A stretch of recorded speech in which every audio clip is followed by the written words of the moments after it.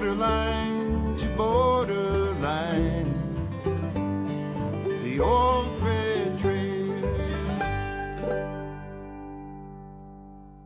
Funding was provided in part by the North Dakota Department of Transportation, with transportation enhancement funds provided by the Federal Highway Administration and the members of Prairie Public.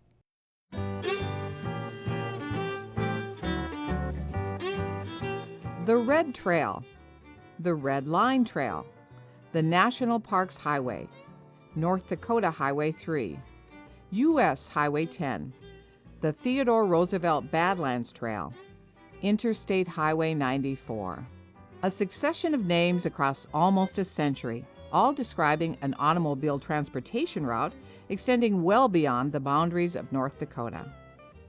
From east to west, it stretches across the state's southern half, through the Red River Valley, up escarpments and plains formed by glaciers, over the nation's longest river, across rolling plains and through the rugged Badlands it flows.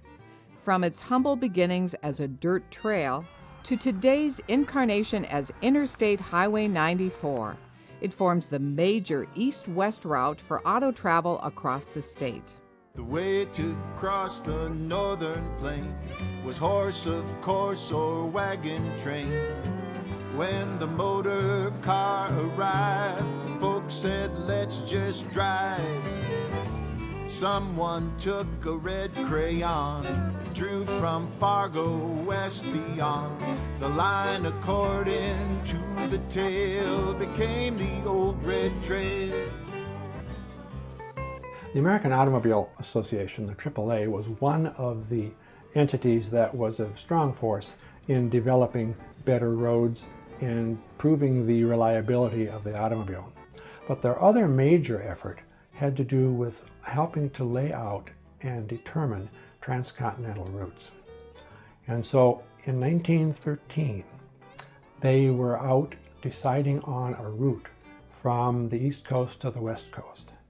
And they were going to lay out three major transcontinental routes, a southern, a central, and a northern one. And the northern one became known as the Red Trail, ultimately coming from New York City all the way to Seattle.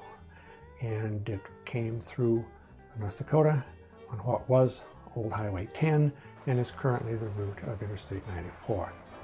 So that trail development was a very, very important part of the story of transportation in the state.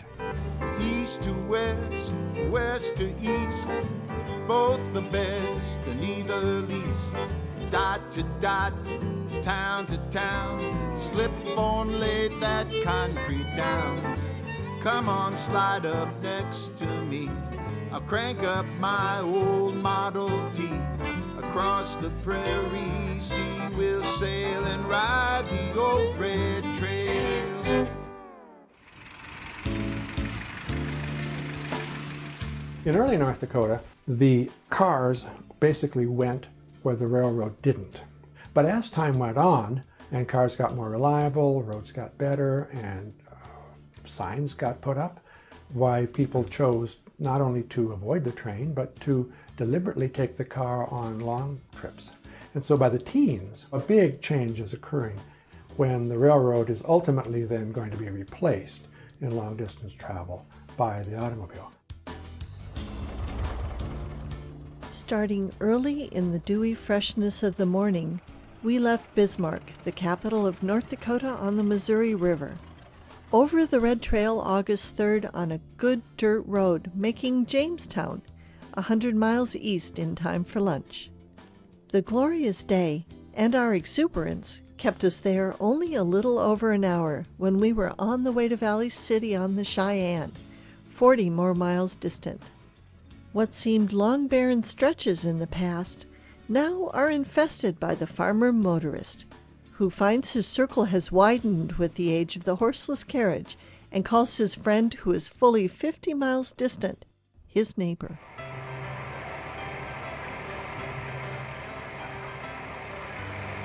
Individual communities across North Dakota and other parts of the country would often name a trail whatever they felt like calling it. And so you had different names that sometimes stuck and sometimes didn't. For example, the road that eventually became Highway 2 across North Dakota was at one time called the Wonderland Trail. It was at one time called the Theodore Roosevelt Trail. In fact, even the Red Trail, for a while and in some promotions, was known as the National Parks Trail. And so there were individual areas that would sort of claim a particular trail and name it, but didn't necessarily get accepted nationwide. But the Red Trail was one that was a national effort, and therefore that name stuck for a considerable period of time.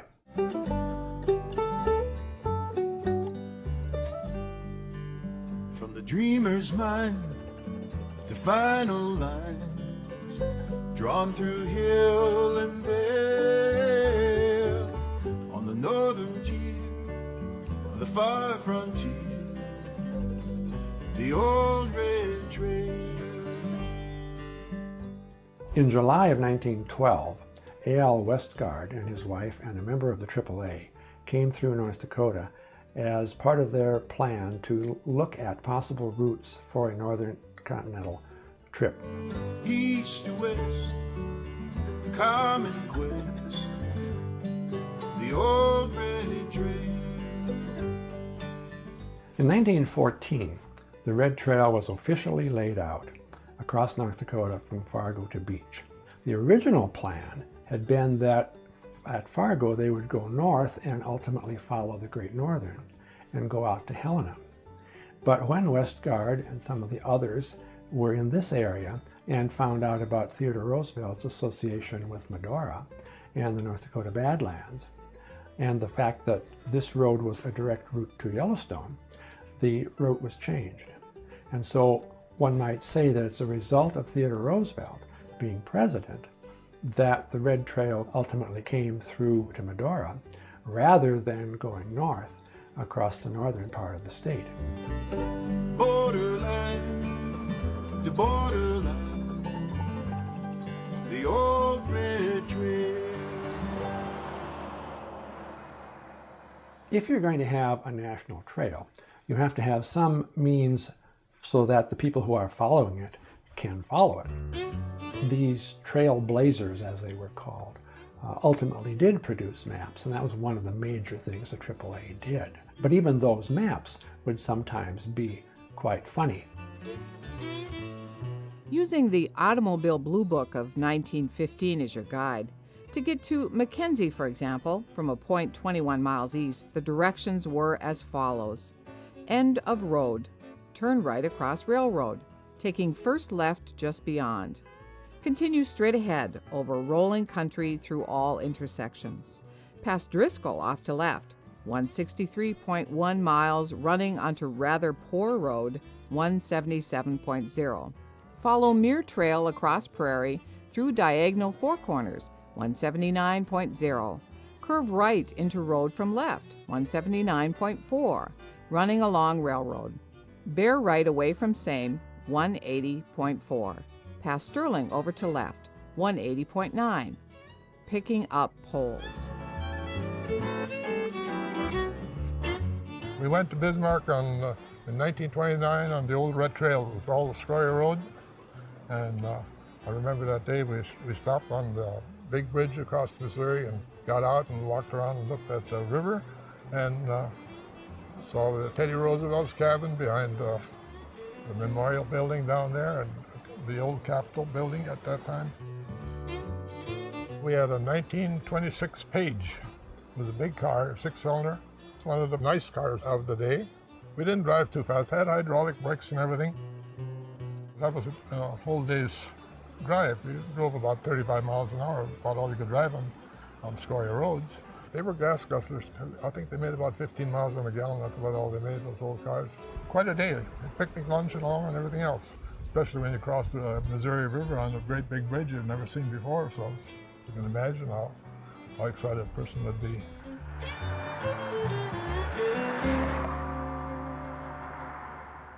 In 1923, North Dakota adopted a system of designating highways by number, and the Red Trail National Parks Highway became State Highway 3.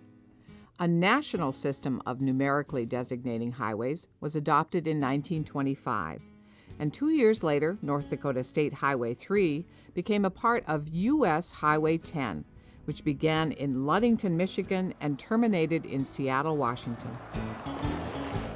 When I started with the Highway Department in June 1934, practically all of the system was gravel at that time. Now, the state highway system is about, at that time, was about 9,000 miles, and probably maybe there were only 100 miles of it that was actually paved or hard surfaced at that time. I can remember going out to Medora, and Highway 10 was all gravel from Mandan west. And it just took you all day to go out there and come back. You couldn't go much more than 25 miles an hour, and if there happened to be a culvert out or something, why, you were in bad trouble. Highway 10 went right through Valley City, angled back and forth so that they went through the main part of town. The road, as I remember it, they had right angle turns at section lines. The road used to be all gravel, and they graded the road, and there was always a ridge in the center. And of course, you had to be careful. You usually straddled that ridge, but then when you were going to pass a car, you had to get off of it, and it was a little bit touchy. My father was the best friend of the Buick garage dealer, and Dad bought a new car every year for $100. And part of the deal was that he had to leave his car parked on the street every day so that people would see this nice Buick car. A lot of times they would take the train. They would drive as far as New Salem and take the train to Mandan and Bismarck because that was much more comfortable, especially if they had to make a trip in the winter, if the roads were bad. And I can remember some snow cuts that were single lane, for the greater part of the winter. And so you'd have to watch for lights on the other end and take turns to go through these snow cuts. They were probably like 20 feet deep. About once or twice a year, our family would come to Bismarck, and I'll never forget old Highway 10 between Bismarck and Sterling. The traffic volumes were unbelievable. You got in a line of cars, and there was no passing. So you just took it easy and watched all the taillights and watched all the headlights going by. One trip in particular we took with a truck to get coal. I'll never forget crossing the Liberty Memorial Bridge for the first time. I was terribly afraid that we were going to go down in that river below. Prior to the interstate, the main transcontinental highway was Highway 10. Two-lane road, most of it. There were billboards, of course, but there wasn't really adequate official signing, like the big green signs that we see today that say Fargo next exit. You didn't have any of that. So it was kind of a mass confusion when the traveling public wanted to know where to go. The only other alternative was to look at a water tower in a small town or a grain elevator, and you found out which city you were in. I found the sign I'm looking for, West I-94. It's a smooth cruise, a smooth cruise. The interstate highway system, as we know it today, owes a lot of its existence to President Dwight Eisenhower, who signed the initial legislation for making the program possible. And it was largely seen as a defense effort. He had, of course, been in Europe during World War II and had seen the role of the German Autobahn in the military potential that it had. And he, of course, in 1919 had been part of the Army truck expedition that went from Maryland to San Francisco. And they had such a terrible time getting across the United States that experience made an indelible impression on President Eisenhower, and he realized the value of significant improvements in transportation. The interstate era started in 1956 when President Eisenhower signed the Federal Aid Highway Act. In 1956, the first construction contracts for I-94 in North Dakota were awarded for the 39.7-mile segment between Valley City and Jamestown. Interstate came along, started construction in May of 1958, and the first connection was between Valley City and Jamestown. And they had this opening ceremony of it in, I believe, October of 1958 at Eccleston, halfway between Jamestown and Valley City. So kind of appropriate, got the two towns together and marked a major change in transportation for our area, because suddenly it wasn't going through downtown anymore, it was going around. The governor was out here, and I believe some more government officials were out here, and yeah, very much a big deal. There was a lot going on in the 50s at that time. Stars are shining bright. This highway's mine tonight. There's a full moon I can use. If my plans are right, I'll be home by late midnight on a smooth cruise, smooth cruise. The funding was really unique because Congress, in its wisdom, said, we've got to create a trust fund where the use of these taxes that are collected on gasoline and tires and so on can only be used for the building and maintenance of the highway system. The interstate typically, when it was being constructed, was not what they call 90-10. 90% of the funding was federal funds, 10% of the money was state matched. So the states have a stake in it too. I'm out among my friends. 18-wheeler lets me in on a smooth cruise, on a smooth cruise. The interstate system was a big improvement, but for the people living out in the country, it was that other improvements that made a big change in your life. You had to be able to get to the interstate too. In the 50s and 60s, there was a big change in the highway program. The interstate program was developed, but the rest of the system was being attacked aggressively, taking it from some really poor geometric roads with sharp horizontal curves and sharp vertical curves and improving them, and taking them from gravel, putting pavement on them. And of course, that was the biggest improvement, and an improvement welcomed by the people all the time. So if you were out on a construction project to do some asphalt surfacing on a road, you were welcomed into that community with open arms, because you were taking them out of the dust and the dirt and the mud and putting them on a nice smooth road. On a smooth cruise, smooth cruise.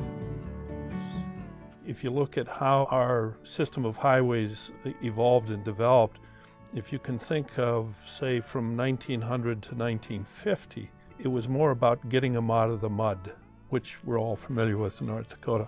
And then the next phase was, say, 1950 until really the completion of the interstate system. That was all about the interconnectivity of cities. There's a saying that there are only two seasons in North Dakota, winter and road construction. Dealing with reconstruction and detours are a part of your life if you travel I-94 through North Dakota with any frequency. The next time you're forced to slowly follow an 18-wheeler through a construction zone, you can take some solace in the fact that road construction techniques have improved dramatically in the last half-century. The dirt work would be done the year before so it could settle. After it sat there, we'd move in and then you'd level it to the point where you could put the forms in there, and then the forms would be leveled to the grade of the road was supposed to be. I think they're about 11-inch forms, about 260 pounds apiece. They were called man killers because of their weight. They'd set them in a line and put 2 inches of gravel or sand on that. And they'd have a crew tamping on the forms and fine grading. I imagine there was 50 people on that crew. We figured there was probably 200 to 250 people on a crew back in, the earlier days. When we hauled concrete in, we had what they called 34E mixers. They'd dump into them a yard and a half or so. And they'd mix it up and dump it out with a big old trolley kind of thing. They'd shoot it out in the road. And there'd be flex planes and spreaders that would spread it out, and there'd be finishers behind that. So we did 1 mile a day on I-94 in 1959. We were one of the first companies to do 1 mile in a day. And this is when you had to set the steel forms. So this was a lot more labor intensive as opposed to today where you have the big central mix plants and the slip form pavers where 1 mile a day is nothing exceptional. It was very exceptional back in 1959. Skin 18 mules, got my working tools, and I sleep in the shack with the working fools. Can't go to town, spend my pay, dig me a hole and pack it away. Nobody lucky like a mucker like me. Nobody lucky like a mucker like me. Nobody lucky like a mucker like me. No other lucky sucker I can see. Nobody lucky like a mucker like me. Now it's slip form paving. The concrete is mixed in a central plant, hauled out there in trucks, and dumped between the forms. And this paver, it doesn't run on forms. It runs just on a track and on a string line that's graded. And so it's extruding this concrete out behind the machine. It's an extrusion process. So that saved a lot of time and saved a lot of money over the years. I run that mucker to build the grade if I need to use my pick and spade. I've worked in dirt since the day I was born. Mama bore me a planting corn. Nobody lucky like a mucker like me. Nobody lucky like a With the construction of the interstate, brought in a lot of different families and new people. Some were, temporary. They live in trailers and rent houses and such. And because they were with the road construction people, so they were there from 3 months to 6 months to maybe a little over a year. Some of them ended up staying, and it did change the culture of our community and brought some new families in. Nobody lucky like a mucker like me. A lot of the bridges and a lot of the work in Mandan and the Grant Marsh Bridge was done in '63 and '64. The bridge was actually built on dry land because the river channel was on the west bank of the Missouri River. That's where the main flow was. So that project included closing the river off, excavating a pilot channel underneath the new bridge location, and then turning the river loose and let it wash that out. There was right around 2 million yards of material that come out of the cut east of the bridge that had to go across the river and to build the embankments on the east side. It had to be done that way. So.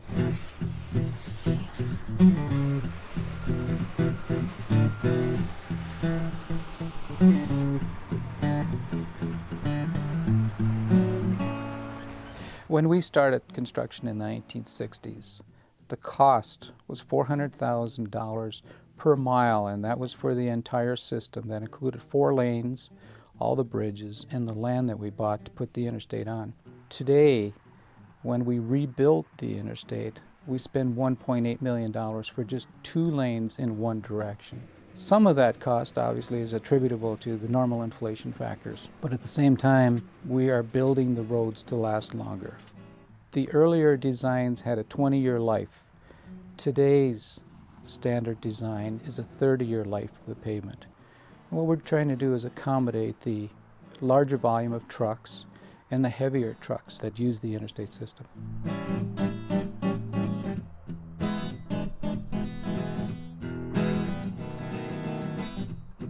All traffic has increased dramatically. On an average, traffic increased by over 250% here in North Dakota. As an example, here in the Bismarck area, there were about 1,500 cars a day that used Old 10. Today, we're at 40,000 vehicles a day on the interstate here in the Bismarck area. Old Highway 10 going by with lots and lots of trucks and cars. The traffic is quite slow to try to get to Fargo, quite cumbersome. Of course, then it comes in the newspaper that they're going to construct an interstate highway across North Dakota. This is not going to be good. Right across people's farms. Some got their barn in the way, and that's going to have to be on one side, and their house will be terrible, just terrible. So this went on for 2 years or whatever prior to any construction ever beginning. I think that for the most part, people in North Dakota, they wanted good roads.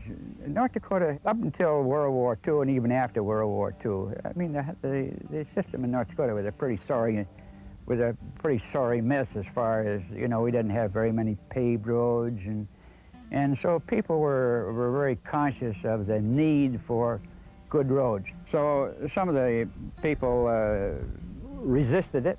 We decided to put the interstate down this road. He's got a road. He can get on the road any place he wants to. All right. Then we come along, we take 400 feet of right away from him, see?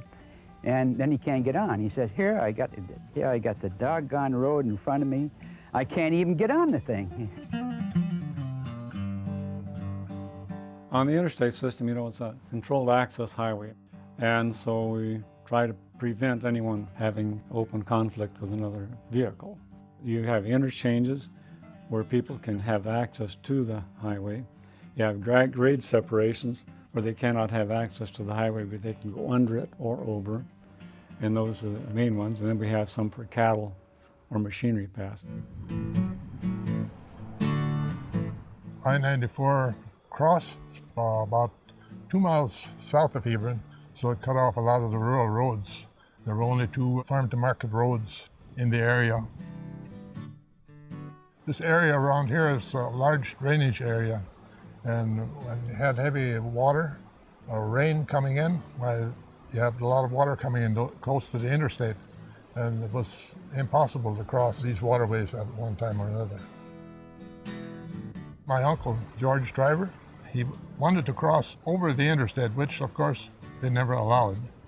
And so the highway department considered that they put a large culvert through the interstate where they could drive through underneath. We'd gone out in the spring and we had staked the right of way, slope staked it for construction. And we come out one morning and the stakes were all neatly piled, were all pulled and neatly piled on a couple piles along the job. So we questioned the guy and he said his dog did it. He was still unhappy about the settlement that was made over it, but you know, after the job got going and stuff, why he settled down and there was no problem again. So I can remember coming to NDSU, going to school as a young student, and parts of the system were interstate in '94, and part of it was old US 10. The first thing you said after you got on an interstate, and then you had to go back on 10, well, I wonder when they're going to finish this thing. I have to tell you a story about my dad. He could drive all the 2-lane highways in the state, but he hated the interstate because he just wasn't very good at merging and he didn't like the speed. He was a slow driver, he was a very careful driver. 55, that was kind of topped out for him.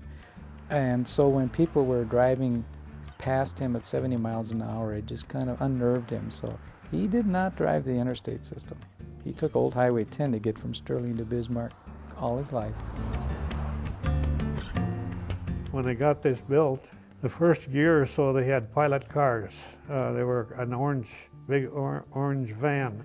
They had people out there making sure that people knew how to use the interchanges and so forth. So they would trek back and forth, go up one side and back the other, and help people out that were having a problem. So we start out with the statewide transportation improvement program. That is a 5-year program. We look at projects 5 years ahead of the time when they're going to be built. And we make sure that the STIP, which is a statewide transportation improvement program, addresses the needs of the traveling public and the safety issues. And as we finish the STIP process, we need to make sure that the budget matches the needs.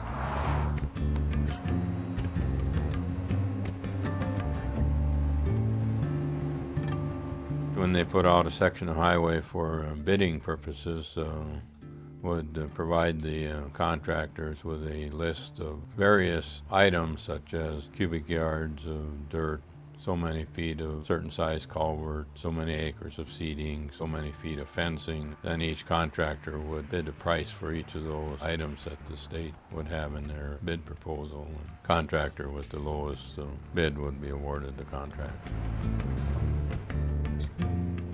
99% of our work is bid. and we have to be the low bidder to get the job. Our main bidding season with the North Dakota DOT, which we do the bulk of our work in North Dakota, they have big lettings usually in November, February, March, maybe October, maybe April. And of course, their scheduling may run several years in advance where they have to get the right of way, they have to design the job, and they have to do different things. But as far as Northern Improvement, almost all our work is one-year projects. I think nationally, North Dakota is regarded as one of the toughest states, lowest margins, toughest competition. There's several other family-owned businesses in the state, and it's just a very, very competitive market. Every project with the DOT has a penalty for liquidated damages.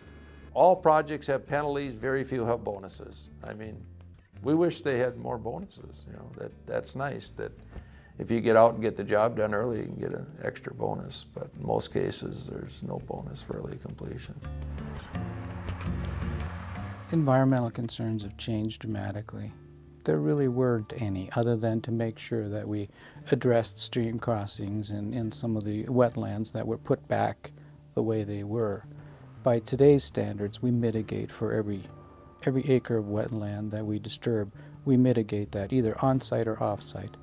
But from an environmental perspective, we do a lot more to make sure that we're not affecting the environment. You're trying to make a road that drains well and that you have snow storage in the ditches and have some safe slopes so if you do run off, you know, that's the goal on all the roads, to do that. They're real conscious of blending it in with the badlands. So ditch sections, etc., which normally out in this open country are pretty flat slopes and stuff there, they would actually build some ditches with washouts in it to blend it in with the natural terrain. That's the way it was built through the badlands.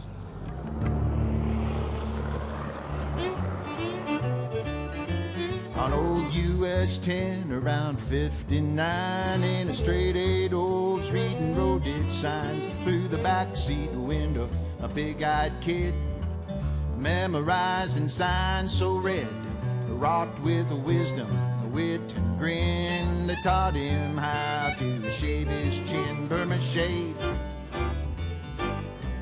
Burma shave, 15 miles for every smile you gave. Prior to the Highway Beautification Act of 1965, you could virtually put the signs any place you wanted to. And you'd go out and see the landowner and either lease the land from him for so much a year or buy the land from him, and then you could put the sign up without a permit. Then the Highway Beautification Act was passed, I think it was 64. That meant that you could only erect the signs in commercial or industrially zoned areas. In other words, where commerce was, you could have billboards. That revolutionized the whole billboard industry. We literally removed about 1,700 billboards in 1983 in compliance with the Highway Beautification Act and reinstalled them in a conforming spot. There's two standard sizes. There's a regular poster, the type you see them put in the paper up. That's 12 feet high by 25 feet wide. And then the one that's the other size is virtually twice that size. The big ones would be 12 pieces of plywood, 14 feet high by 4 foot wide. Those weren't covered with paper, they were paint. And you actually painted them like you'd paint your house, you know, with the copy painted on there. Now it's all computerized. We paint the billboard with inkjet printer, less than an hour. It's all put up with vinyl. And it's really revolutionized the industry. And another thing that's revolutionized the industry is the structure itself. If you go by a sign and really look at it, it's one 36-inch pipe supports it 30 feet in the air, 60 feet of concrete, and used to be wood poles that had a lot of maintenance to them. 2/3 of our business is traffic signs, and 1/3 is billboards. The basic change is the increase in size, more legible. They are installed in what we call a breakaway post, so that when a car hits it, the design of the sign is to flip over the car, so It isn't like hitting a brick wall. These signs we dedicate to men who've had no date of late. A peach looks good with lots of fuzz. Man's no peach, never was. I proposed to Ida, Ida refused. Ida won my Ida if Ida used vermicelli. The tourist industry, gas, food, and lodging, those are usually 5-year contracts. And motels, the same thing. And our product is an awareness issue of somebody new to the territory likes to be informed.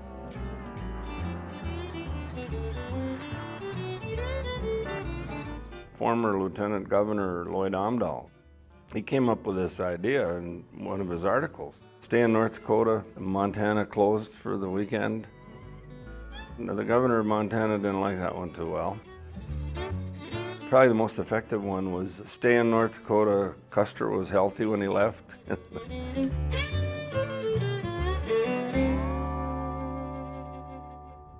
Roadside rest areas became an important accommodation for travelers along the newly constructed Interstate 94 in the year 1959. The early rest areas were much different than the current visitor centers. Sparse by today's standards, they offered toilets and picnic areas for the convenience of the traveler. Facilities beyond the basic necessities were not available. The rest areas were rebuilt and improved starting in the late 1980s. Today, there are 13 customer-focused visitor centers located on I-94 between Beach and Fargo. The centers are often decorated in themes with important historical information related to the surrounding area. These travel rest stops provide clean restrooms, tourist information, picnic shelters, and vending machines.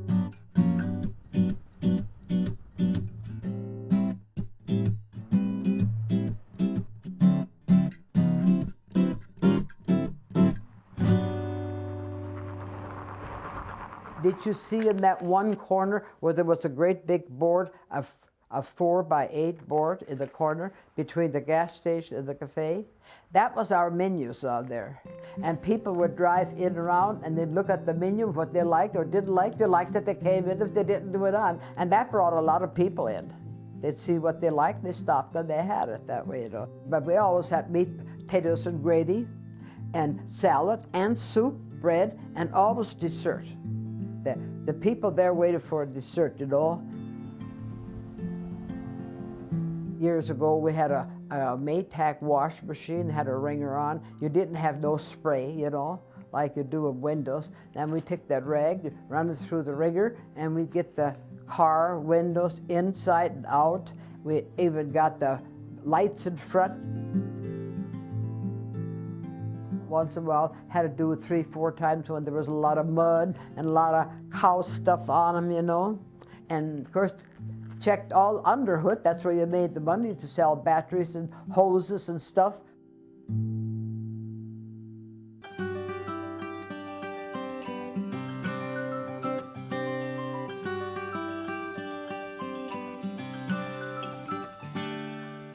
The popularity of the automobile at the beginning of the 20th century created a whole new culture for American citizens.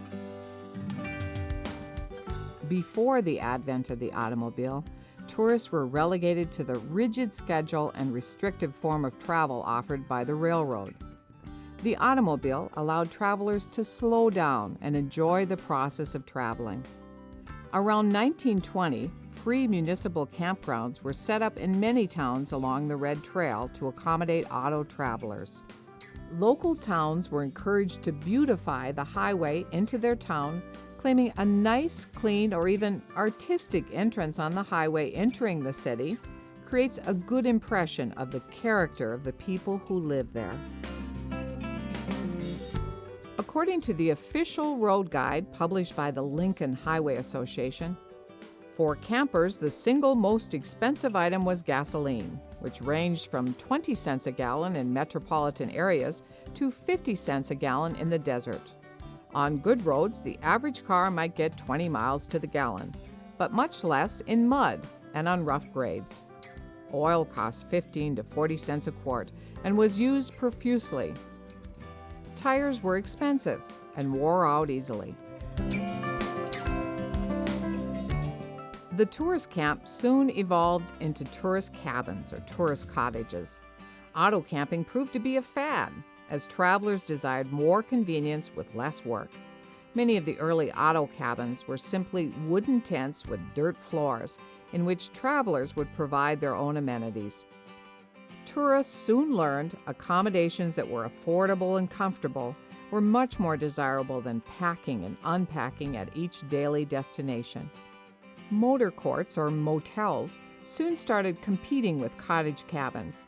The motor court maintained local charm and individuality while having all rooms under one roof.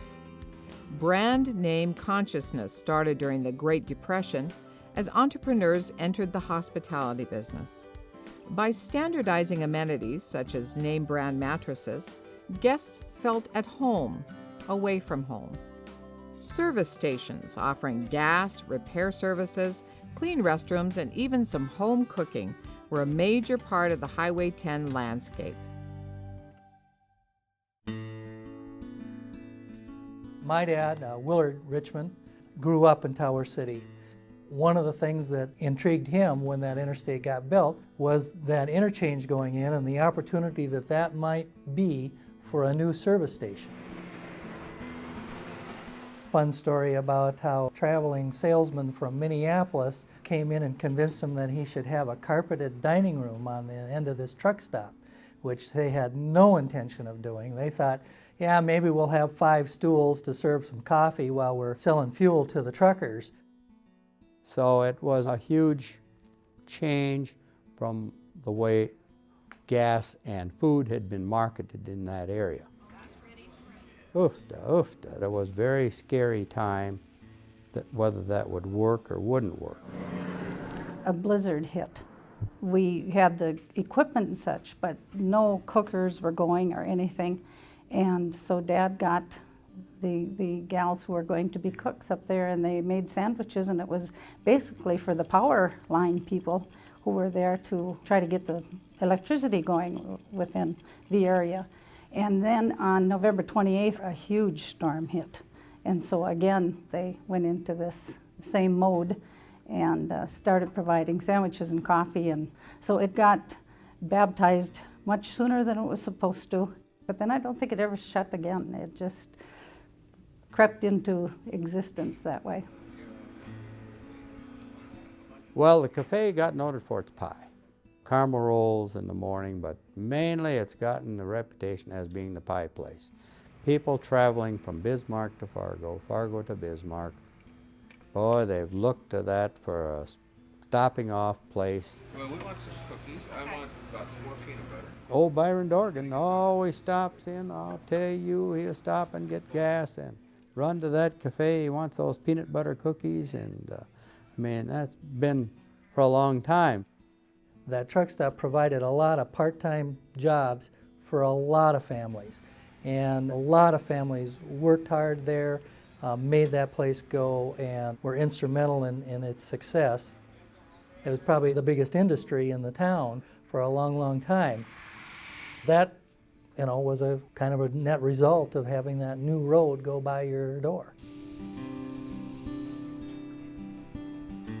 We could never walk back there and grab a candy bar or get ourselves a Coke or anything. It was always treated as a business, and if we were there sitting in a booth, we were a customer and we paid for our food. I can remember being sometimes kind of upset that we couldn't just go over there and eat supper at night. My mom would come home and we'd cook a regular family meal and we'd sit around the table, and a lot of times if we were really busy, I was like, why can't we just eat over there? There's somebody over there cooking all the time.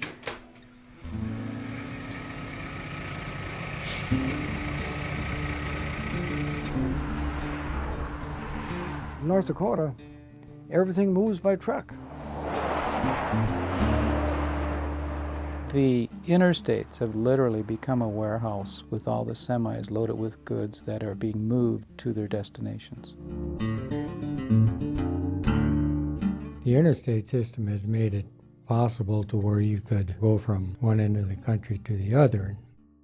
the efficiencies that were brought about, in the trucking end of the transportation world. They could load a load of produce in California and deliver it on the East Coast and have it unloaded in 3 days, where the rail was not competitive on produce or products that were very time sensitive. So there was a lot of improvements that the interstate system helped the whole economy, not just the trucking industry, but the whole economy, from the produce growers in California and the sawmills in the Northwest to the end user in whatever part of the country. These new trucks are very powerful and comfortable to drive, and when you're on the interstate, you just get it up to speed and set your cruise control and maintain 60, 65, 70 miles an hour for hours on end. Where on a two-lane road, you're slowing down to 25 miles an hour every 10, 15 miles, or every town. At the end of the day, you've put on 400 miles versus 700 miles. And your fuel economy is 4.5 miles to the gallon instead of 5.5 miles to the gallon. It's made a lot of improvements that way. And you put in a day's work driving down the interstate, and you're not beat at the end of the day. I think it had a huge impact on the trucking industry. And as a matter of fact, if you look at how the interstate system was designed in terms of the acceptable grades and the weight limits and the width of the road and everything, it was designed to accommodate a vibrant trucking industry. But it wasn't to help the trucking industry. It was to help the economy evolve into what we see today. And I think that's what many people forget. They focus on the truck. The truck is just a facilitator of our economy.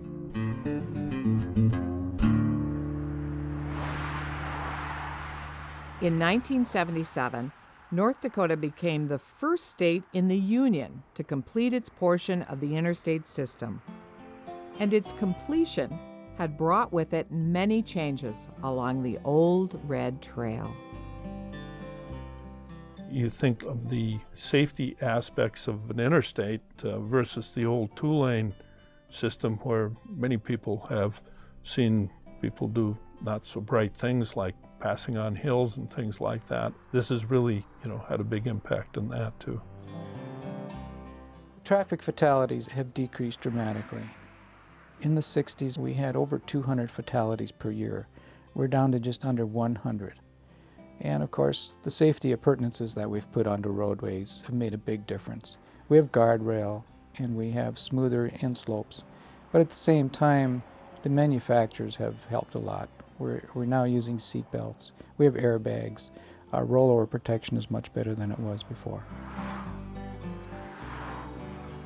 Tourism, without question, and it's become, a major economic sector that it wasn't before the interstate system. So I think it had a positive impact there. If you think of emergency services, I'm sure that the interstate system has saved lives because you could get people to hospitals quicker, provide emergency services better. So I think it's had a positive impact there as well. Faces of Main Street, where the highway slows down. Time's little islands, each little town. Faces of Main Street, they live and they die on a river of asphalt they hope don't run dry. With the arrival of the interstate, that radically changed the economies of towns. I live a block and a half from old Highway 10, the Red Trail, and there's only one motel left along this street in Dickinson. They are all now up along the interstate. When I came to town in 1963, the interstate was not here, and that was prairie at the north edge of town. All the economy has gone up there, the mall, the businesses. And so the interstate system, when it came into play, radically changed the countryside physically, economically, and I guess culturally as well. Christmas on Main Street, lights red and green, store to store shopping, door to door dreams, faces of Main Street, where the highway slows down. The Old Red Trail is near and dear to my heart because I live right on this road. I'm running a business on this road.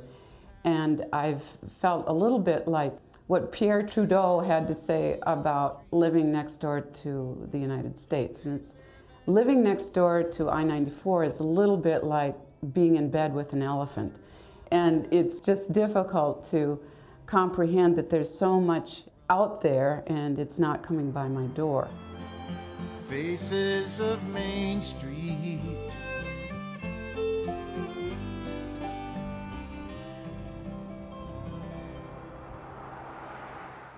Do roads have an impact? Absolutely. Are they the sole determinant? No. There are other factors at work that have equal importance in terms of how they influence whether a community survives and grows and is successful or whether it declines. In any public works project of that scope and nature, you're going to have winners and you're going to have losers. One of the things that I think that has been extremely important to us, both in North Dakota but nationally as well, is it increased the level of competition among businesses domestically. Instead of having localized monopolies because you didn't have the mobility of people or the mobility of bringing goods in and so on, which allowed you to charge higher prices. It increased competition among cities for the business of customers, resulting in lower prices, more choices, better opportunities to purchase goods and services.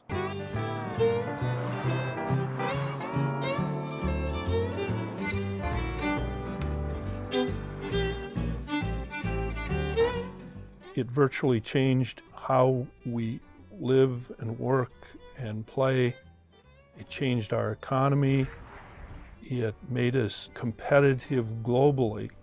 And what we have now is we have a system that allows us to move goods and people in a relatively cheap way that is far superior to most other countries.